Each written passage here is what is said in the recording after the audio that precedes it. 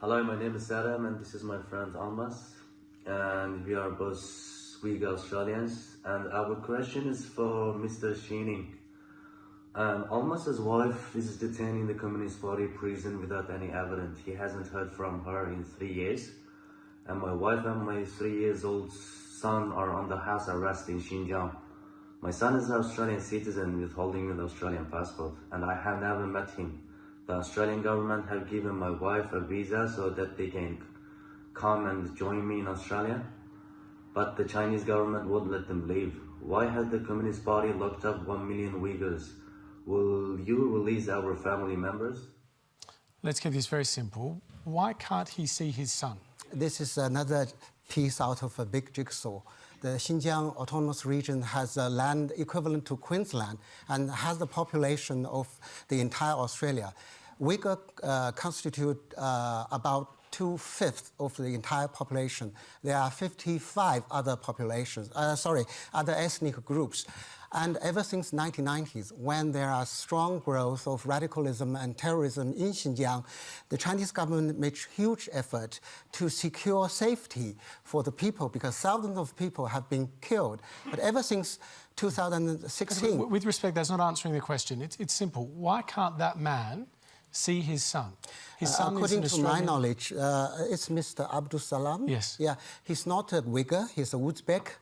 He took his wife, the lady in Xinjiang, to the United States for a romance tour, and the lady became pregnant. It's understandable. But according to Chinese law, they don't have legal matrimonial relations. And according to what the regional government does the child have Australian citizenship? We don't recognize dual citizenship, so you are either Chinese citizen or Australian citizen. But the girl with the son, with the family, told the government in Xinjiang she would not like to come to Australia. This is the story, this is the information provided by the regional government. Again, let me finish. I think epidemic is a common enemy, but infodemic is much more serious an enemy. Well, if infodemic is the problem, why don't you let journalists go into Xinjiang? Why don't you let us go in and see these children? Yeah, we have a what? I would happily travel there and interview. The journalists are going to Xinjiang. Would you allow me to go and travel there? Without minders, without people following him? Nobody will follow Hamish over there. So you would allow me to go with a team from the ABC to report from Xinjiang to see the cats? No, Stan worked with CNN. I think your team went to Xinjiang for a couple of times. People are talking about the training center. We were often detained. In this we were often physically assaulted while trying to get to speak to people in many parts of China, as well as you know, Wong, from our time together. Again. It's always taking a piece out of jigsaw and portray China as something very bad. With respect, I mean, there are a lot of pieces in this jigsaw that paint a very particular picture when it comes to information. Yes, yes.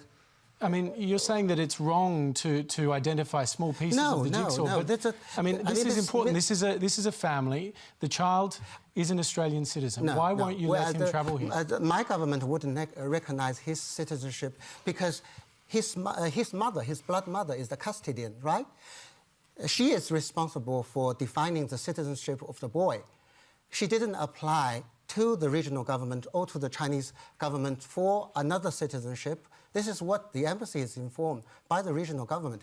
There's always one-sided story purported by the Western media. That's why Western media is not welcome in China. Are you seriously saying, though, that this woman and the child don't want to come to Australia? I mean that. Four Corners has reported on this case and with videos of this woman saying she wants to come to Australia. Are you saying that ABC faked these videos of this woman crying? There's a lot of fake news running around. You're accusing ABC of fake news right now, and you're on their show. Do you understand the irony?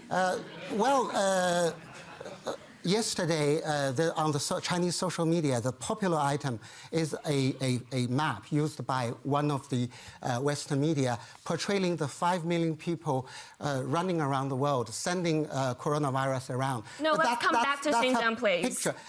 That's a picture that's used 10 years ago. I mean, this is, I hope, this is a qualified journalism, not a purpose to boost Western superiority over China. China is such a big country with so much sophisticated issues. The government and the party have done so much. Look at what happened over the past 4 decades. Australia still accounts for 25%, China, trade with China accounts for 25% of the total of Australia. And China has put forward the Belt and Road Initiative to share economic opportunity with everybody in Asia-Pacific community. And we learn to share our resources with every citizen because we can't afford to have the same per capita resources consumption as the West. You over-consume, you don't know it. So there's a legitimacy of argument back in China. So I said, try to understand the Chinese perspective. I have a Chinese perspective. Yes. I'm from China. Yes. I lived most of my life in China. Yes. I'm a Chinese person. I speak Mandarin as well as you Yes, do. yes.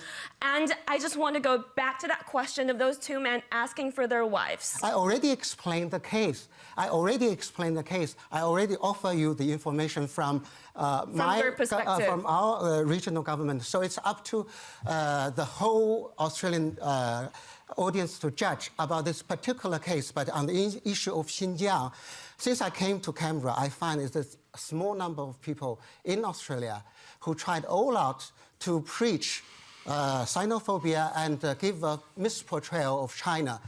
I think they are either out of their politically motivated, out of their selfish personal aspiration, or they are nudged and supported by some foreign forces, as you could seek evidence Which in foreign recent forces? today's United States. Foreign Minister Marise Payne has personally raised the case about the Uyghurs. She says she's very concerned about 1 million Uyghurs and other Muslim minorities being detained. And she has requested the Chinese government to give the information about the whereabouts of Sadam Abdulsalam's wife and child's whereabouts multiple times.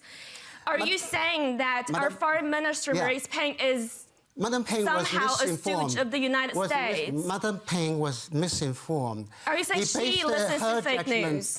Sometimes on the Western media's portrayal about the issue. It's training center.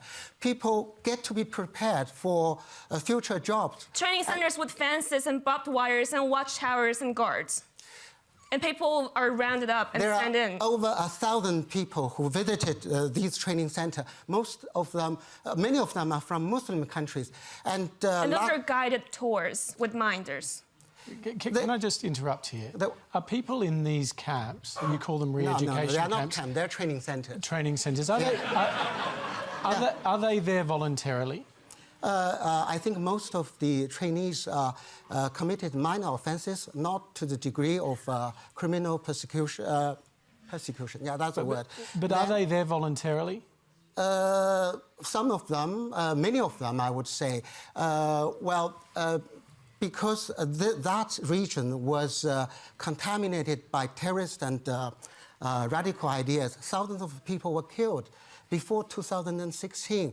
If you blame the training center for holding these people, give them modern secular education, what would you say to the victims of those people killed? In Yunnan, a 16-year-old girl smashed people with knives and kill a lot of some people and say, I believe because I'm told by the terrorists, this is the way I will bring my victim to the heaven.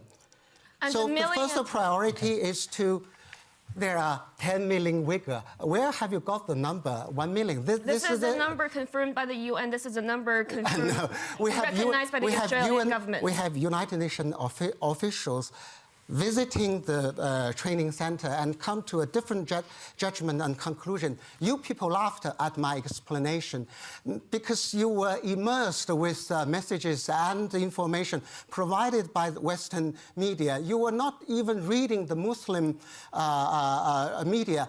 In the UN Human Rights Council, Australia joined the other 22 countries who wrote a letter to the High Commissioner blaming China for the Xinjiang policy that represents 600 million people. But there are more than 30 countries who supported China. Writing the same letter to the High Commissioner, they represent 3 billion people